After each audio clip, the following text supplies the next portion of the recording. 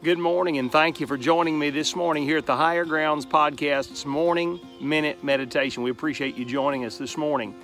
This morning, we're out on the yak attack. We're seeing if we can tie up on a few largemouth bass this morning. But as we're sitting here, I was thinking and meditating on the subject of the mind. The Bible said, the Apostle Peter said that we are to gird up the loins of our mind.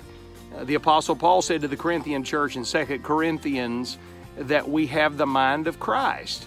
He said again to the Philippian church, Philippians chapter 2 and verse 5, let this mind be in you, which was also in Christ Jesus.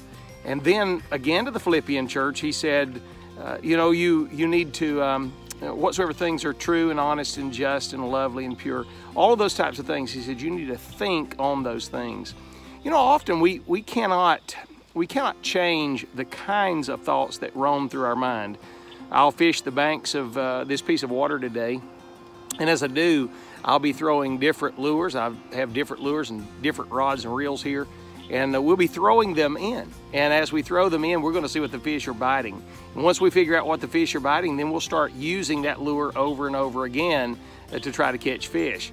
The reason we do that is because we're trying to see what they're interested in. Satan is kind of like a bass fisherman.